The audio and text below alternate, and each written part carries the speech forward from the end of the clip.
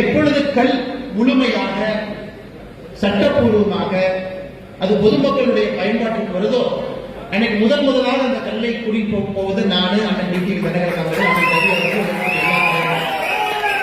நம்ம அரசியல் கட்சியில நாம் இருக்கிறோம், நமக்கு ஒரு பொறுப்பு இருக்கு. இன்னைக்கு ஒரு சட்டம் இருக்கு, அந்த சட்டத்தை நம்ம வயலேட் பண்ணக்கூடாது இல்லையா? அந்த சட்டத்தை எடுப்பதற்காக தான் இந்த போராட்டம். அந்த சட்டத்தை எடுக்க வேண்டும் என்பதற்காக போராடி கொண்டிருக்கின்றோம். மேடையில் இருந்து அதை ஆரம்பித்திருக்கின்றோம். வருகின்ற காலத்தில் நிச்சயமா நடக்கும். இன்னைக்கு நான் ஒரு விஷயத்தை புரிஞ்சுக்கணும் ஐயா, கல் போதை இல்ல நாங்க அனுமதிக்க மாட்டோம். 1987 அனுமதி இல்ல. Indian mat foreign liquor IMF TASMAC என்ன இருக்குதோ அதெல்லாம் அனுமதி இருக்குன்னா விவசாய பெருமக்களுக்கு நல்லா தெரியும் ஐயா, தெரிஞ்சவங்க தான் இருக்கிறீங்க. தொலைக்காட்சி மூலமாக தமிழகத்தில் இருக்கக்கூடிய மற்ற சகோதரர்களுக்கும் பேசுறதுக்காகத்தான் டிடிவி அண்ணன், ரவி அண்ணன் எல்லாரும் இருக்கிறாங்க. விவசாய சங்க தலைவர் இருக்கிறீங்க. ஏன்னா இங்க இருக்கக்கூடிய எல்லோருக்கும் கல்லை பத்தி தெரியும். என்னதான் கல்லெடுத்து நீங்க ஆராய்ச்சி பண்ணாலும் மேக்சிமம் அதனுடைய ஆல்கஹால் கண்டென்ட் 3.8%, 3.8%. ஏன் அப்படின்னா நம்ம உடனே போதை அப்படின்னாவே நம்ம மனசுல தீர்த்து வந்ததோ போதைக்கு நம்ம வரக்கூடாது. இது இயற்கையாக உருவாகக்கூடிய ஃபெர்மெண்டேஷன் ப்ராசஸ்ல வரக்கூடிய ஒரு ப்ராசஸ். ஈஸ்ட் வந்து உள்ள இருக்கக்கூடிய சுகரை சாப்பிடும் பொழுது பை ப்ராடக்ட் ஆல்கஹால் விடுது. 3.8% ஒரு கல்லு இருக்கு. ஒரு சாதாரண பியர் பாட்டில் டாஸ்மார்க்ல வாங்குறோம் அப்படின்னா 12% ஆரம்பிச்சு 18% வரைக்கும் அது இருக்கக்கூடிய ஆல்கஹால் கண்டென்ட். சில பியர் 30% வரைக்கும் ஒரு பியர் இருக்குது. சரி இல்ல நான் ஜின்னு அதுக்கப்புறம் இருக்கக்கூடிய ஆல்கஹால் பொருளை பார்த்தீங்கன்னா 40% அதுல ஆல்கஹால் கண்டென்ட். இன்னைக்கு யாராவது கல் வந்து ஒரு போதை தரக்கூடிய பொருள், அதை நம்ம பயன்படுத்தக்கூடாதுன்னு யாராவது சொன்னீங்கன்னா அன்பு நண்பர்களுக்கு எல்லாம் உணர்ந்துச்சுங்க. இதுல 3.8% நேச்சுரலி பிரசன்ட் ஆல்கஹால் இருக்கு. அது இயற்கையாக அந்த ப்ராசஸ்ல உருவாகக்கூடியது. அதுல எந்த விதமான யாருக்கும் ஒரு போதையை ஏற்படுத்தக்கூடிய தன்மை இல்லை. உணவுப் பொருள் மதுபானங்களுக்கு 12% பியர் ஆரம்பிச்சு 40%, அது ட்ரிபிள் டிஸ்டிலேஷன்.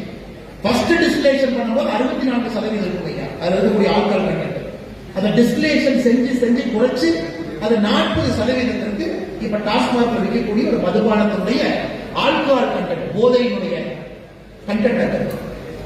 எந்த அடிப்படையிலும் கல் என்பது ஒரு போதை வஸ்து யாராச்சும் சொன்னா நீங்க நம்பாதீங்க. ஏன்னா நீங்க இந்தியாவில் நம்ம பொருட்கள் போடுறதுல ஐரோப்பா நாட்டுக்கெல்லாம் போய் சில ஜூஸ் குடிச்சீங்கன்னா அது எழுதியிருப்பான் contains traces of alcohol.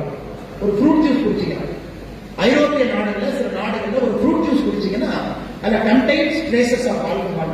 India சாப்பிட்டுச்சுன்னா ஆல்கஹால் கொஞ்சம் வெளியிடும், அது பை ப்ராடக்ட் ஆல்கஹால். அப்ப நேச்சுரலா ஒரு ஜூஸ் எடுத்து குடிச்சா கூட எடுத்து ஆராய்ச்சி பண்ணீங்கன்னா ஆல்கஹால் கண்டென்ட் ஒரு 0.5%, 0.7%, 1%. அதனால யாராச்சும் ஐரோப்பிய நாடுகள், அமெரிக்க நாடுகள் போய் ஜூஸ் பாக்கெட் வாங்கி திருப்பி பார்த்தீங்கன்னா கண்டெய்ன்ஸ் ட்ரேசஸ் ஆஃப் ஆல்கஹால்ங்கிற வாக்கியம் இந்தியா நம்ம பயன்படுத்துறோம். ஏன்னா விவசாயத்துறை அமைச்சர் ஒத்துக்கிறாங்க, ஆமா கல் என்பது உணவுப் பொருள் தான், இதுல அவ்வளவு விஷயங்கள் இருக்கு, இதை மக்கள் பயன்படுத்த வேண்டும். பேச வராங்க, ஒரு குறிப்புக்காக நான் சொல்றேன்.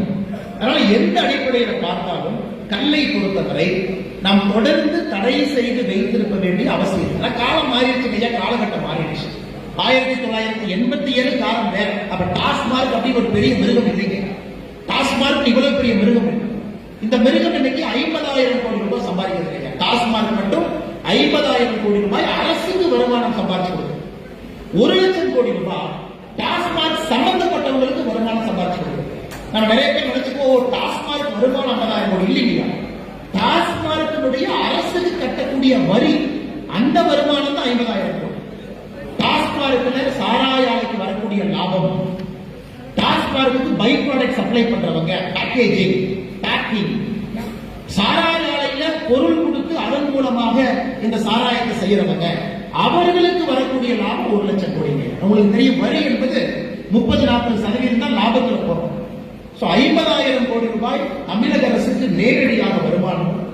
குறைந்தபட்சம் 1 லட்சம் கோடி ரூபாய் டாஸ்மார்க்கை நம்பி இருக்கவங்க, சாராய ஆலைகளை நம்பி இருக்கவங்களுக்கு வரக்கூடிய வருமானம். 1.5 லட்சம் கோடி ரூபாய் லாபம் மட்டும் ஒரு வருஷத்துக்கு சாராய ஆலையும் டாஸ்மாக் நிறுவனம் எடுத்து